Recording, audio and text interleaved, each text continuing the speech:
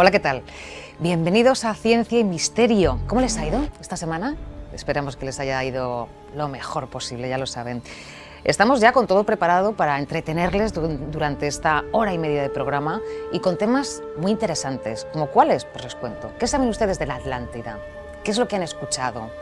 De todo lo que cuentan y han escuchado, ¿hay algo que esté científicamente demostrado? Bueno, pues de eso vamos a estar acompañados con tres expertos para poder arrojar un poquito de luz sobre este tema. También quizás han escuchado más de una vez frases como que Einstein era mal estudiante o que solamente utilizamos un 10% de nuestro cerebro, pero ¿esto es verdad o es mentira? Bueno, Isaac Campos nos lo va a contar. Y también ya hemos hablado de alquimia en otros programas. Volvemos con Ana Suero. Ya saben que la alquimia, se lo recuerdo, es una Biblia, lo digo muy rapidito, una Biblia que está escondida, por decirlo de alguna manera, en las cartas del tarot. Luego nos lo va a contar Ana, pero ella sigue con esa investigación en la que lleva trabajando años y va a darnos más pautas que seguir. En Sanación y Metafísica vamos a hablar de neurofeedback, una técnica a través de la cual podemos ayudar a muchas patologías, sobre todo en los más pequeños, el déficit de atención, el autismo, en los mayores pues la depresión, o incluso puede ayudarnos a mejorar nuestra concentración, tanto en nuestro trabajo para que seamos mucho mejores e incluso para los estudiantes en época de estudio. Todo esto lo vamos a hablar con la doctora Rosa Isa Cortez. Tendremos aquí en directo una demostración, ya saben que nos encanta que puedan ver en qué consisten las cosas, no hablar y hablar sino demostrarlo. Y bueno, por supuesto que tendremos a Paz Pajés también entre todos los invitados para que nos cuenten esas noticias curiosas que llegan cada semana aquí a Ciencia y Misterio. ¿Están preparados? Arrancamos el programa.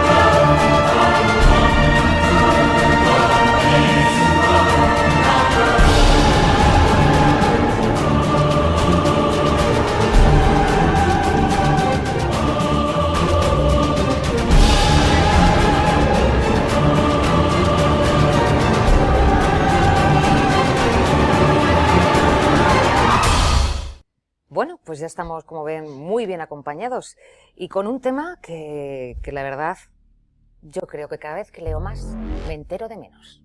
Porque claro, hay tantas hipótesis sobre la Atlántida, existió, no existió, ¿dónde? Cada uno cuenta una cosa. Pero hoy por lo menos vamos a salir con alguna que otra cosa clara, o por lo menos eso espero. Los invitados de hoy, que estamos aquí rodeados, bien, como siempre, tenemos justo aquí a nuestro ladito a Jesús García Barcala. ¿Qué tal? ¿Qué tal?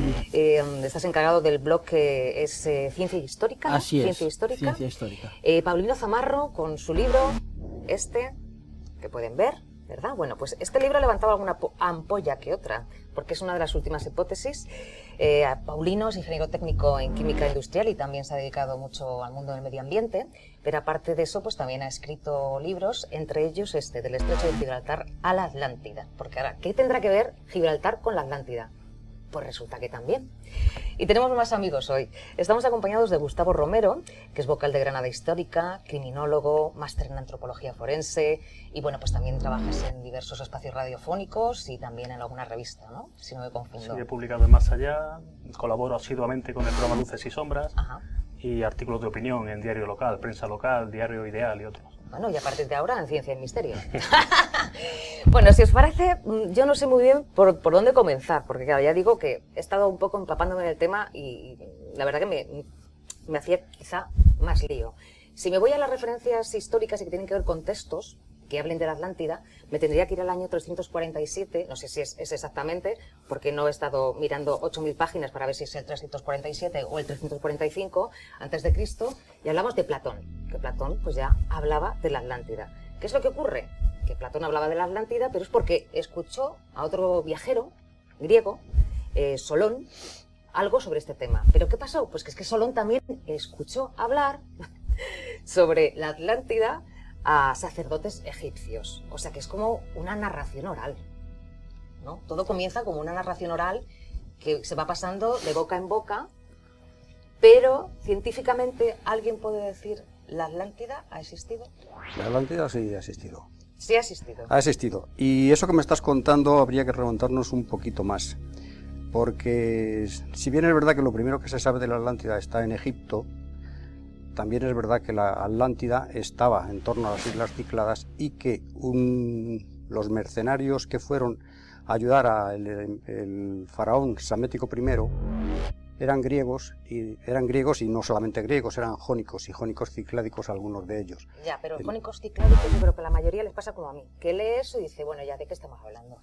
Al fin y al cabo, lo que decía, quiero decir, puede tener algún error, porque claro, el que ha estudiado la Atlántida lo sostengo yo, pero para explicarlo de forma sencilla, es narración oral, ha ido de unos a otros, porque ha habido alguien de la Atlántida que haya escrito y tengamos algún escrito de la Atlántida. Hay alguien de la Atlántida que llevó allí... ¿De la época tenemos algo? No, hay un tal Proclo que habla de un manuscrito de Marcelo que se perdió, que dice que un habitante de una remota isla llevó esta narración a los sacerdotes egipcios. Esa remota isla seguramente era una de las Cícladas. Vale, pero entonces no tenemos nada consistente en las manos que podamos decir, sí existió. No, hay un documento etéreo. En el ámbito del espiritismo y del esoterismo, Madame Blavatsky decía tener un libro escrito en la Atlántida. Se llamaba el libro de Cian. Ajá. Y conocía, supuestamente, según su versión, el idioma de los atlantes. Senzar se llamaba. Pero estamos en un ámbito espiritista, que carente de credibilidad para hablar de algo histórico. Claro. Decía lo de las diferentes hipótesis, ahora ya me corregiréis todo, porque ya digo que yo no soy la experta ni mucho menos, pero sí he estado leyendo y bueno, pues viendo lo que se decía sobre ella, ¿no? A lo largo de la historia, el mito de la Atlántida pues ha resurgido como varias veces, ¿no? Por decirlo de alguna manera. En el Renacimiento, gracias al filósofo inglés Francis Bacon, que publicó La Nueva Atlántida. Ahí vuelve a aparecer, retoma fuerza. Con Julio Verne y sus 20.000 leguas del viaje submarino, pues ya saben ustedes todos que también aparece la Atlántida. Por supuesto, un poquito después ya podemos hablar de la hipótesis de Donnelly, ¿o no? Donnelly lanzó otra hipótesis, bueno, pues otra hipótesis más. En este caso, en las Azores. Que cada uno dice que la Atlántida está en un sitio, ¿eh? No se lo pierdan. Bueno, Donnelly era arqueólogo. También se popularizó la idea de que Tartessos fue la Atlántida, o sea que ya nos vamos a otro lugar. También hay quien decía, en 2005, hablamos de un geólogo, de Marc-André Guster, que la Atlántida estaba en el estrecho de Gibraltar. Pero también en los últimos tiempos, científicos del CSIC apuestan por situarla bajo el Parque Natural de Doñana. Pero también ha estado en Bolivia. A ver, es que claro, tantas hipótesis. Bueno, hay una cosa, hasta el año 98 del pasado siglo, nadie pudo ni supo decir dónde estaba la Atlántida, porque no había descubrimientos suficientes para poder determinarlo. Ahora, gracias a las pruebas del carbono 14 que se han hecho en los fondos del Mar Negro, se ha podido determinar que todos los moluscos que hay anteriores a esa época son de agua dulce y todos los posteriores a esa época son de agua salada. Por lo tanto, algo debió ocurrir. Porque usted la sitúa en el Mar Egeo. Yo la sitúo en el Mar Egeo. El Mar Egeo en torno a las Islas Cícladas. Y además digo que para poder tener esto hay que tener una serie de conocimientos de múltiples ciencias y disciplinas y hay que tener una visión totalmente amplia, una visión de todo el Mediterráneo incluido el Mar Negro, porque las pruebas que han hecho posible determinar dónde estaba la Atlántida están unas en el estrecho de Gibraltar, que fue la primera que se encontró, pero otras y las más determinantes están en el Mar Negro.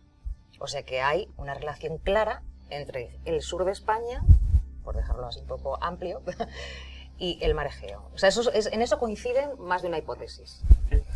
Hipótesis. Pero el concepto de Atlántida, digo, para encauzar un poco el debate, como decía Ortega y Gasset, Atlántida es conceptualmente toda aquella civilización que haya emergido, haya brillado y haya sucumbido. Troya sería la Atlántida, Herculano sería la Atlántida como concepto. Pero si hablamos de la Atlántida platónica, tenemos que hablar de una isla... Que Platón tampoco la vio, ¿eh?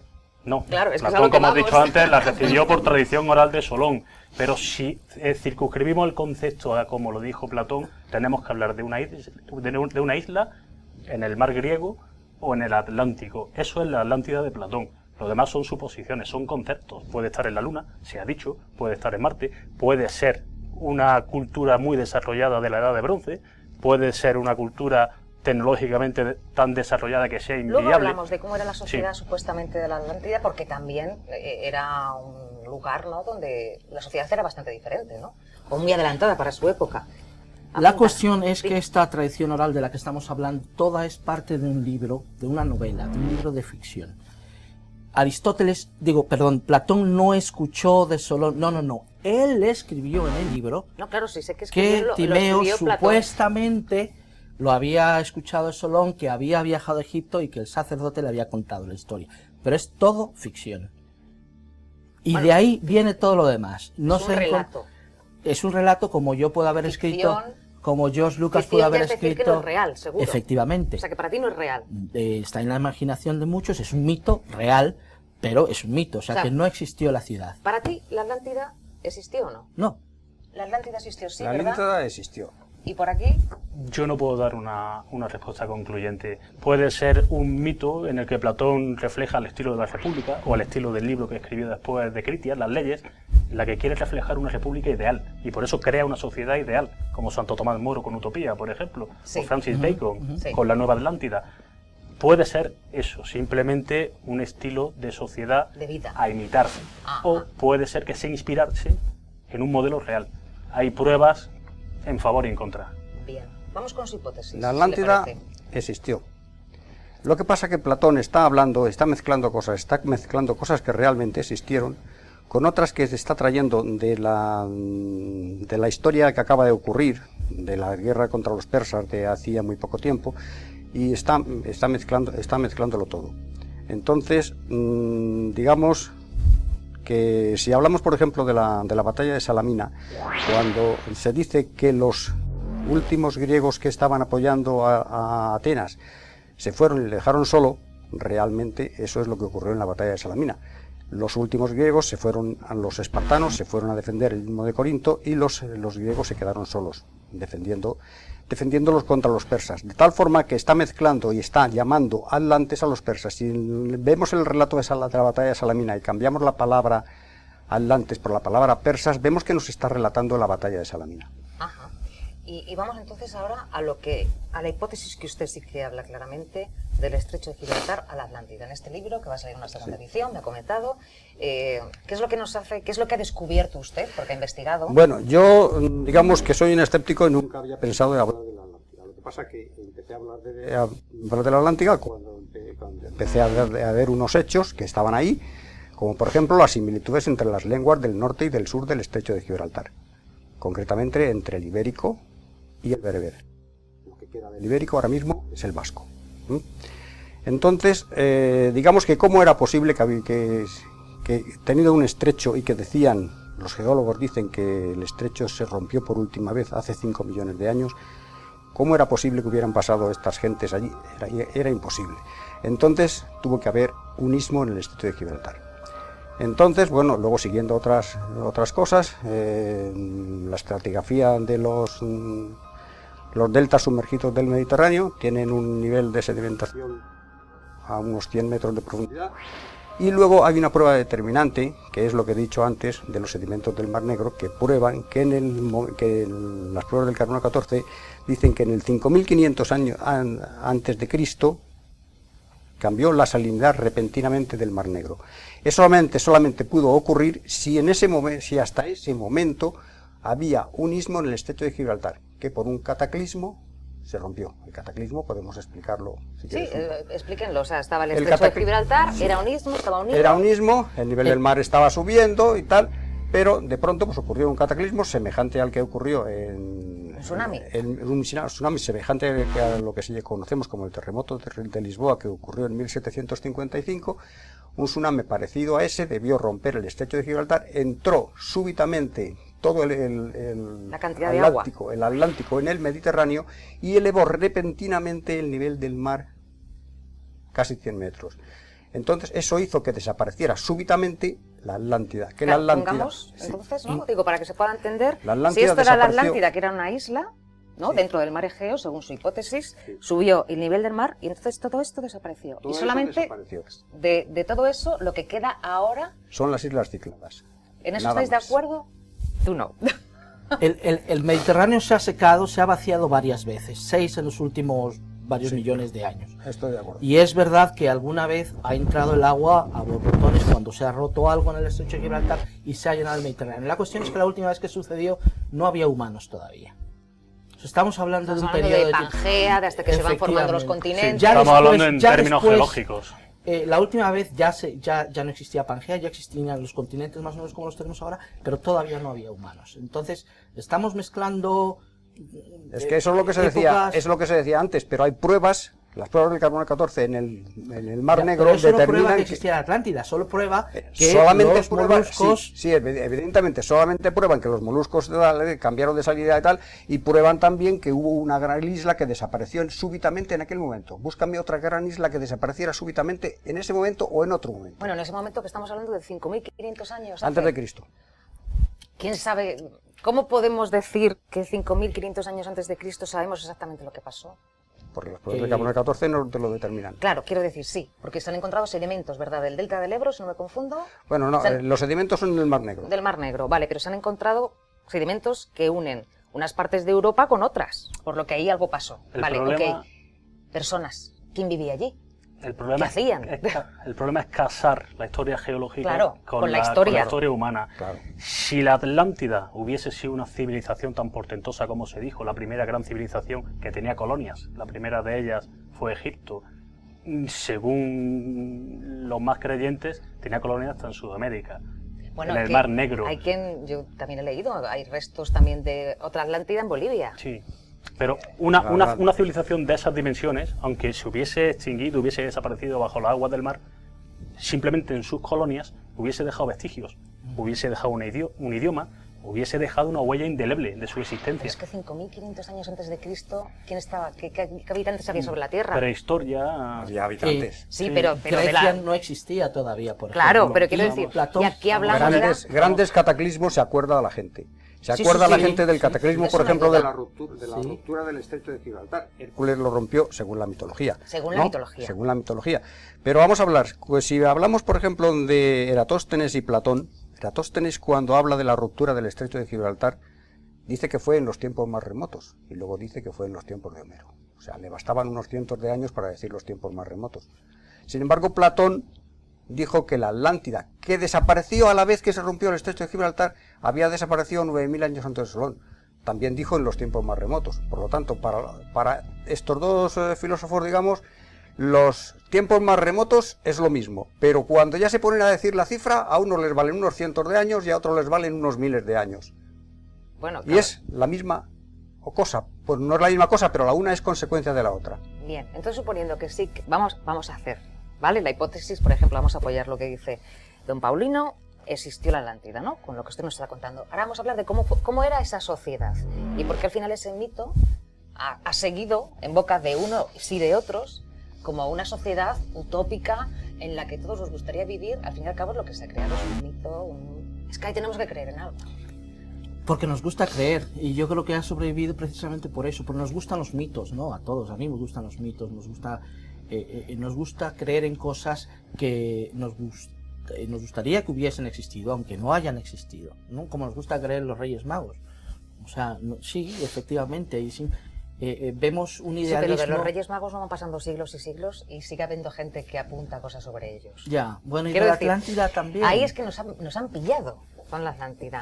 Pero no hay absolutamente... o sea, el problema es que todo viene de una novela y todo lo que viene después se extrae de ahí. Estábamos hablando de las fechas y es que Platón dice que fue hace 11.000 años.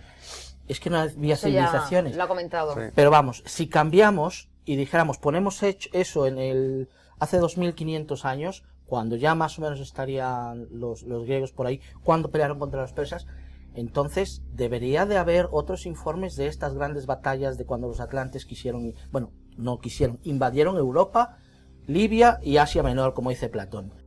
No tenemos absolutamente ninguna mención de ninguna otra cultura. Y esas columnas de Hércules, venían invadiendo, esos palacios que había en la Atlántida, o sea, si todo eso es un sumergido, ¿cómo puede ser que no quede nada? Esa es la cuestión. Puede quedar algo, habría que investigar, pero habría que investigar donde realmente se piense que está y donde realmente esté. Ahí podrás encontrar algo. Si empiezas a buscar, por ejemplo, en Doñana o frente a esto, ¿cómo se llama? O a Cádiz, ahí no encontrarás nada relativo a la Atlántida, porque la Atlántida no estuvo ahí. Por más que se empeñen algunos señores, iba a decir nombres, pero mejor prefiero no decir nombres, por más que se empeñen algunos señores en decir que estaba allí. Como me dijo a mí hace poco un colega, diremos de alguna forma. No quiere decir nombres. No quiero decir nombre. Si hubieras situado la Atlántida en España, se vendería mejor. Digo, no, hombre, la Atlántida hay que situarla donde estaba, no donde yo, porque soy español, la tengo que situar. En todo caso, si estuviera, como usted apunta, en el mar Egeo, como el mar Egeo tampoco es un territorio tan extenso e inabarcable como que no se pudiera estudiar. No estamos hablando de... en un punto del Atlántico. Se puede estudiar muy bien, porque además las profundidades que hay en torno a las Islas Cícladas son bastante pequeññas, y con la tecnología que hay hoy se puede investigar. ¿Y nadie lo ha investigado? Porque nadie todavía, bueno, salvo yo que digo que está ahí, digamos, pero la comunidad científica... Nos vamos de expedición con usted cuando quiera. La comunidad científica... Ciencia y Misterio saca dinero de donde sea. La comunidad científica no ha dicho que esté ahí y no está dispuesta a gastarse el dinero en investigar. Si alguien tiene dinero para investigar, pues vamos a investigar. ¿Qué profundidad tiene el mar Egeo? Pues en torno a las Islas Cícladas, como te he dicho, el contorno de lo que podría ser la Atlántida son unos 100 metros. 100 metros. 100, incluso hasta 120 se podía pensar, ¿no? Hay que puntualizar que estamos hablando de una isla. No pensemos en una isla del tamaño de Menorca. Platón dice que la isla era del tamaño de África y de Asia. Entiéndase África... Pero entonces eso no cabe en el mar Egeo. Bueno, África, la parte del Sáhara, desde Egipto hasta Libia, y Asia prácticamente la actual Turquía, aunque se conociese la India. Mucho más grande, y entonces hay parte de ella que quedó sumergida. Entonces, para mí... Y otra parte quedó... Es que para mí es una pega, el tamaño que nos dice Platón es una pega que estuviese en el mar Egeo, por eso digo. Es que se hubiese sepultado un tamaño porción de tierra, porque estamos hablando de una isla, pues sería como Groenlandia. Esta isla podría tener unos 5.300 kilómetros cuadrados, 6.000 kilómetros cuadrados, no podría tener más. En cuanto a que era más grande que Libia, ya sea juntas, hay que poner las cosas en su contexto, hay que poner las cosas en el contexto de la Grecia clásica. La Grecia clásica de entonces, para ellos, Asia era simplemente las colonias que tenían frente a las costas de Turquía, las colonias con muy poca penetración. A eso no tendría más de 20-25.000 kilómetros cuadrados. Pues nos vamos a publicidad, para que sigamos discutiendo en los anuncios, y luego nos encontramos con todos ustedes. ¿Dónde está la Atlántida? Bueno, si es que estuvo, si es que existió, ¿quién estaba allí? Piensen, que volvemos ya.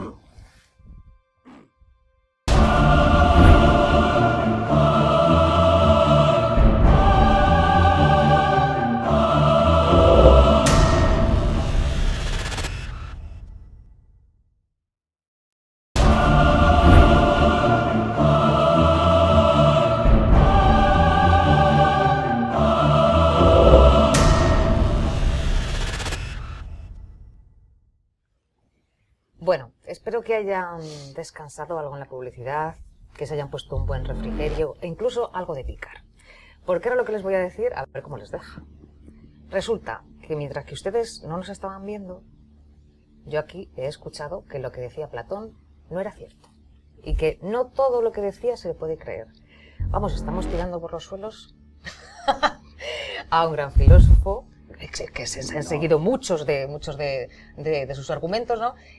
Y ya empezáis a hablar entre vosotros que no todo, que hay cosas que no concuerdan. Platón no era historiador, claro. El filósofo de las ideas. Aunque él deja muy claro que todo lo que cuenta es cierto. Pero bueno, simplemente... Bueno, que él lo cree cierto. Él lo cree cierto y cuenta que él lo ha escuchado. O sea, que la historia es cierta.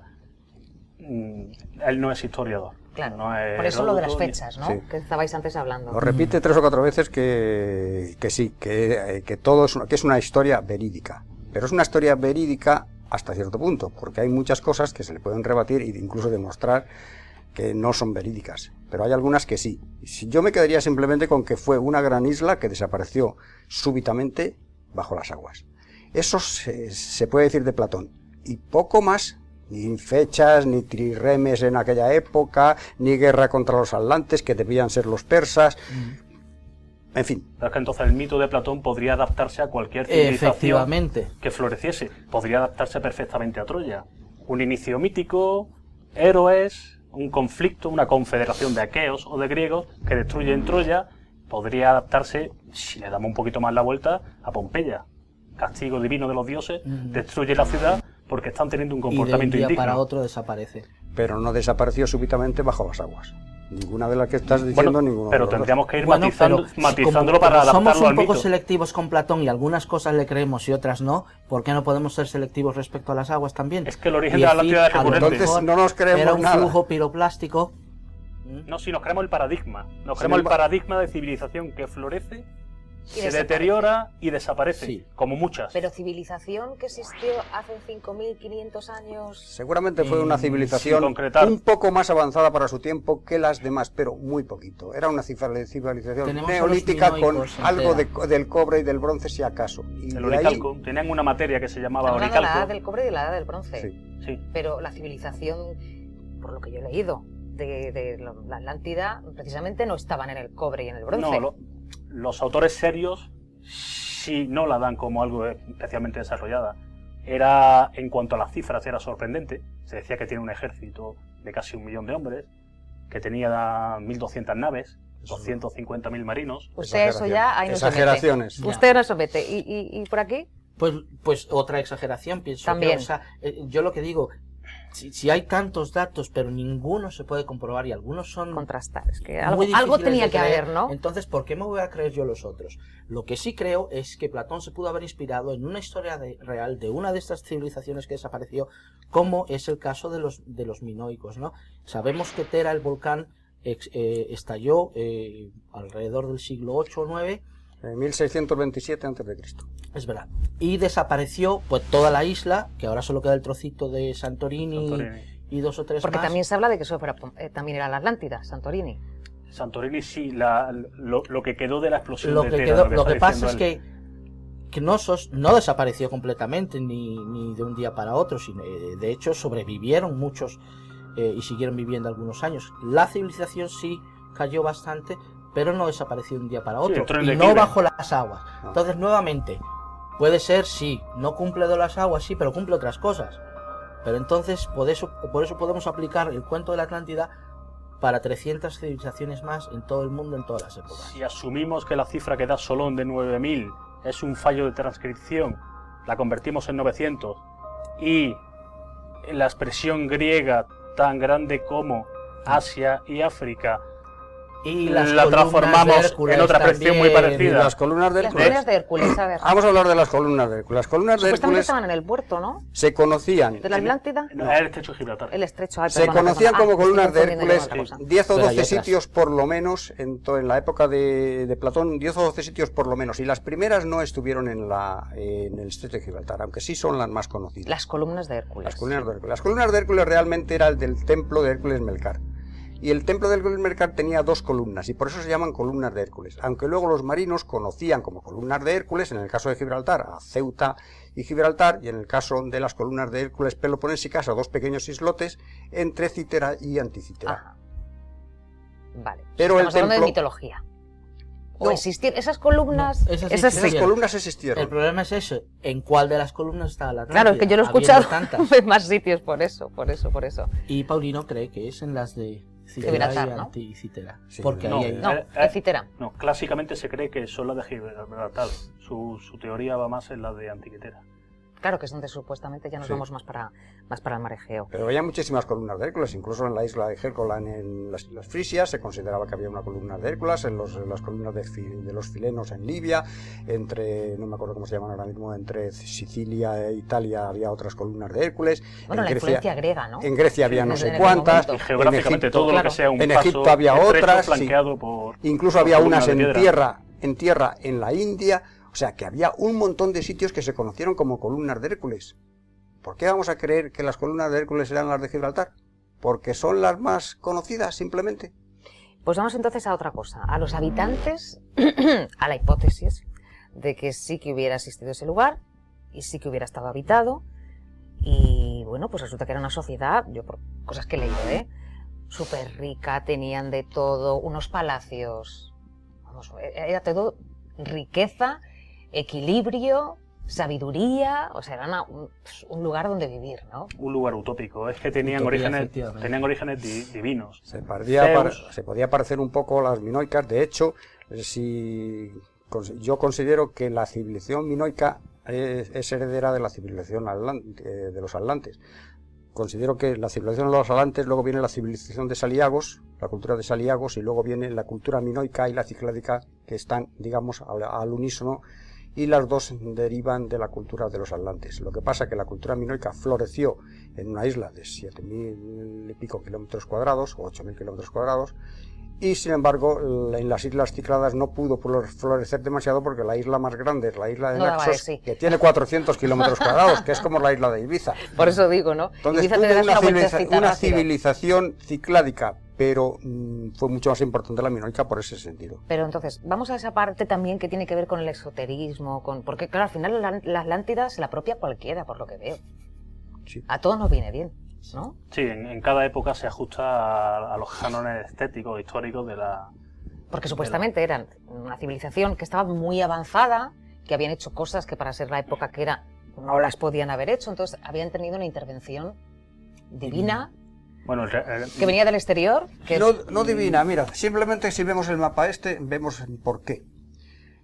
Los primeros que habitaron la Atlántida... Vamos a hacer así, si le parece, don Paulino. Los primeros que vinieron de la Atlántida vinieron del Vamos a mostrárselo a esta cámara. Vinieron del continente y pasaron a una gran isla. En esa gran isla estaban defendidos muy bien porque estaban separados del continente. Entonces las invasiones y las guerras que se producían en el continente no se producían aquí. Ellos además tenían estaño, cobre y tenían bosques, o sea que estaban bien. Y tenían una isla bastante grande, para aquella época es una isla bastante grande, entonces no olvidemos que las civilizaciones que les siguieron después eran unas dimensiones parecidas, como Micenas, por ejemplo, y entonces al no tener guerras con otros pueblos, ellos debieron progresar un poco. Al estar aislados. Al estar aislados debieron progresar más. Y por eso, aunque fuera una civilización neolítica, puede que incluso pudieran llegar a conocer el cobre y el bronce. Vale, ahora vamos a la parte entonces esotérica. Estaban aislados. Vale, pero luego tenían intervención divina. De algún lado les venía todo lo que sabían. Poseidón siempre tuvo problemas con los otros dioses. A mí me pasa lo mismo. Se sentía... Era como el hermano al que el resto de los la dioses... oveja negra. Algo así, ¿no? Es muy malo eso. Poseidón supuestamente yació con una de las primeras habitantes de la Atlántida, entonces muchos de los descendientes eran medio hijos de Poseidón. Supuestamente Zeus se enfadó de que Poseidón tuviese tanto poder, habló con el resto de los dioses del Olimpo y les dijo: vamos a castigarlo destrozándole la Atlántida. Entonces, y empezando por ahí, si yo me creo esto, me tengo que creer entonces que Zeus se transformaba en cisne para seducir a Penélope y al resto de chicas. Bueno, es que ahí diverge el Timeo y el Critias. Timeo dice que la civilización atlante sucumbió cuando estaban en guerra con los griegos. Entonces, en un día y en una noche hubo maremotos, inundaciones y sí, porque desapareció. Desapareció. En un día eso y dice una Timeo. noche... Critias dice, como él ha apuntado, que por el comportamiento indigno que estaban teniendo los atlantes fueron castigados. Fueron castigados, pero el Critias está inacabado y acaba justo cuando Zeus reúne a los dioses y van a decidir el castigo. O sea que no... Pero fueron castigados porque habían llegado entonces ya a ser una... A un grado de degeneración. Claro. Ellos eran de origen divino y descendientes de Atlas. Pero tenían tanto, ¿no? Fueron cohabitando que con humanos. Final, entonces la sangre se fue volviendo prosaica, humana. Cayeron en pecado. Eso disgustó a los dioses y el Critias acaba, como ya he dicho, decidiendo el castigo que se le van a imponer a los atlantes. Pero no sabemos si fue ese o no fue ese. Lo que sí es que el Timeo sí destroza la civilización atlante, junto con los ejércitos griegos también, al final de la guerra, cuando los griegos ya los han vencido. Y esa parte esotérica de la que hablamos, supuestamente entonces, ¿quién ayudaba a esa población? Hay autores desarrollarse tan rápido. De índole esotérico, como hemos dicho antes, Madame Blavatsky, Rudolf Steiner, Edgar Cayce, que sí le atribuyen a la Atlántida un potencial que no podía tener. Por ejemplo, dispositivos antigravedad, naves voladoras, pero eso ya se sale fuera de la historicidad. Y eso es más moderno, ¿no? Eso ya estamos hablando del siglo XIX. Para acá. Ignatius Donnelly, que también es del siglo XIX, publicó su libro en 1882, no llega a decir eso, simplemente propaga una versión que no está fundada. Dice que fue la primera gran civilización, sin tener pruebas de ello. Dice que su primera colonia fue Egipto, sin tener tampoco pruebas de ello, que tuvo colonias en América, en el mar Caspio. Entonces, él da una versión popular que permeó muy bien en el pueblo, porque antes del siglo XIX el debate de la Atlántida estaba inscrito en círculos académicos y eruditos. A partir del siglo XIX, con Julio Verne y con Donnelly, pasa al público en general. Pasa al pueblo ya. Sí. Entonces, ¿qué es lo que se pretende? Independientemente de las hipótesis de que esté en Bolivia, de que hubiera estado en Azores, de que hubiera estado en Cádiz, de que hubiera estado en el Parque Natural de Doñana, en el Mar Egeo, independientemente de todo eso, ha seguido esa narración oral y seguimos hablando de ello. ¿Qué es lo que se pretende? O sea, ¿qué es lo que está pasando para que alguien haga que sigamos hablando de ello? Porque es un mito muy sugestivo. Un mito que gusta mucho. ¿Pero y qué se consigue? Se consigue... Que hablemos de historia, por ejemplo. Ya, pero no se consigue nada, no se persigue nada en particular. Satisfacer el ansia que tiene la gente de saber que hubo una sociedad ideal en un tiempo inmemorial. O sea, más bien que creamos que hubo una sociedad a la que podíamos imitar. A la cual hay que aspirar, una sociedad modélica. Esa puede ser una de las cuestiones y puede ser el propósito que tuvo Platón. Como la utopía de Tomás Moro. Utopía de Tomás Moro, la nueva Atlántida de Francis Bacon y otras tantas más que ha habido. Ben-Salem. ¿Y quién estaría detrás de todo eso ahora? Muchas de que esto permanezca. No creo que sea una teoría conspirativa. Ahora hay simplemente mucha gente que quiere descubrir la Atlántida y, como decíamos antes, o no sé si lo decíamos, todo el mundo quiere descubrir la Atlántida en las puertas de su casa. Oye, y por eso, ¿no? Están todos los sitios. Claro, lo que decía antes, bueno, y he visto gente que eso, hay un chileno que se llama Mausevich, que también la pone en las puertas de su casa, en Israel, puesto que es judío. Mencionabas un sueco también. También un sueco que la pone en las puertas de su casa. Oye, la Atlántida pudo estar o no aquí, como digo yo, pero está probado todo lo que se dice aquí, que es cierto y que es verosímil. Hay otras teorías que no son ni siquiera verosímiles. El que quiera situar la Atlántida en Bolivia, pues no es verosímil. El que la quiera situar incluso lejos del ámbito geográfico griego o egipcio, no es verosímil. En el año 5500 a.C. la gente no se movía tanto. En el año 1200 o por ahí ya antes de Cristo, pues sí, oye, ya los fenicios y tal se movían un poco, pero mucho antes no se movían tanto. Entonces, situar la Atlántida, sobre todo para los que la quieren situar en épocas muy remotas, fuera del ámbito geográfico griego o egipcio, pues es una tontería. Bueno, pues ¿en eso estaríais de acuerdo? Sí. Sería, ¿En esto estaríais de acuerdo los tres? Sería otra civilización perdida y encontrada, pero no la Atlántida, no la Atlántida platónica. Lo que pasa es que nuevamente utilizamos esa historia para llamarle Atlántida. Claro. Porque yo pienso que Platón se inspiró en algo real, parecido. Yo pienso que se inventó la historia, pero siguiendo ese hecho real. Entonces ahora cualquier cosa que se parezca, pues intentamos acomodarla en el relato de Platón. No todo acomoda muy bien, las fechas, el sitio, pero... Y yo pienso que a lo mejor Platón incluso lo hizo aposta, ¿no?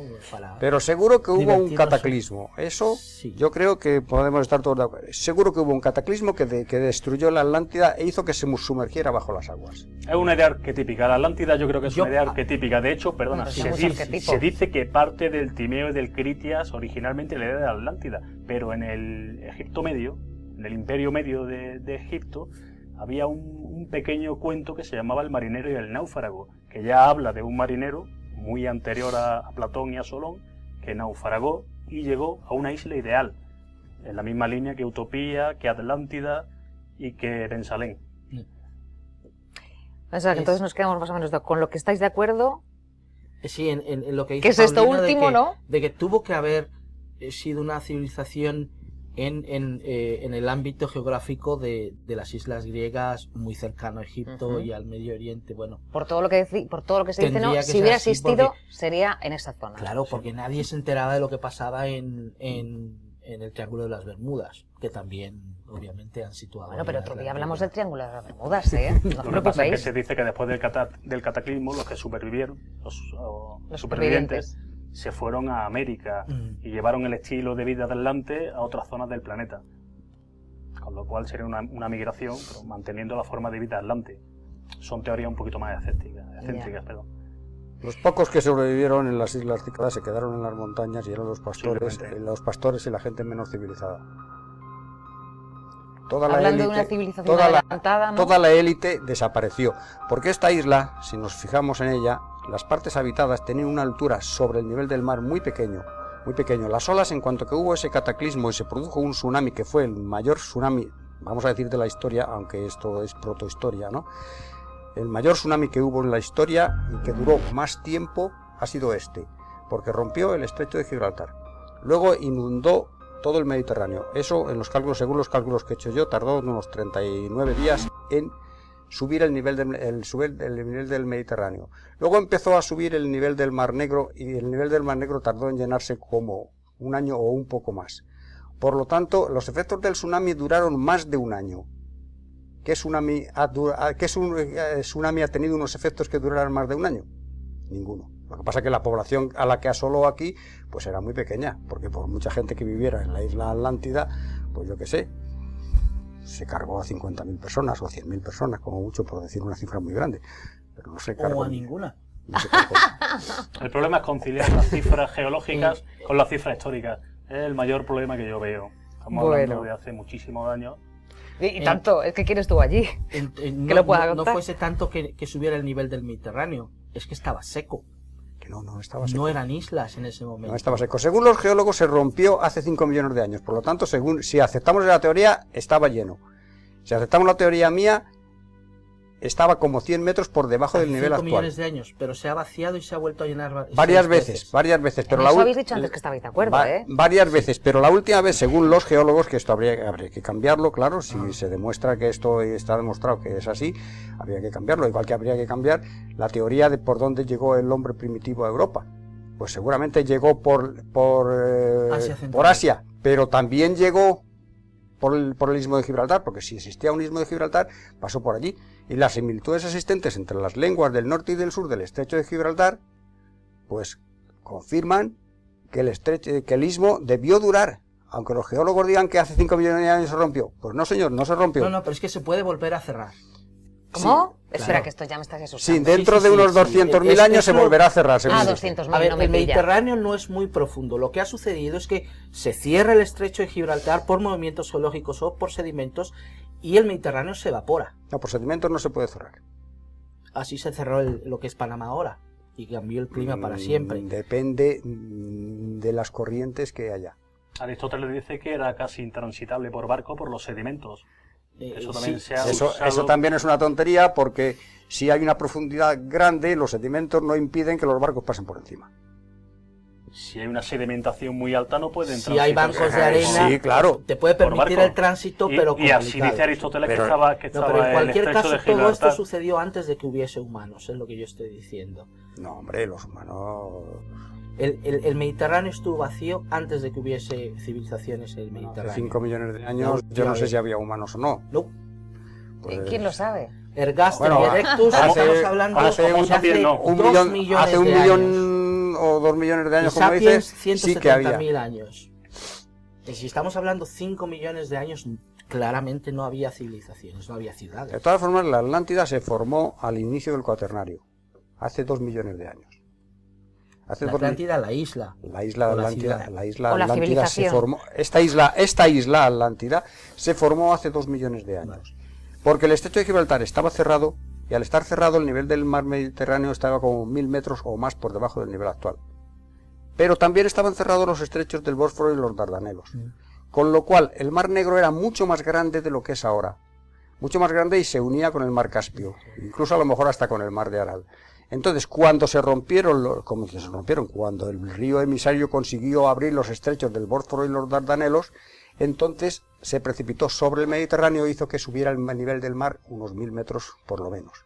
Y entonces apareció la Atlántida, porque se estabilizó a un nivel inferior al del Atlántico. Pues vamos a dejarlo aquí. Qué pena, amigos, que no hubiera móviles en aquel tiempo, si es que estaba la Atlántida y estaban tan avanzados, lo hubieran grabado todo, y así nos hubiéramos enterado de dónde estaban y cuál es la verdad de todo esto, porque nos seguimos quedando con la misma intriga.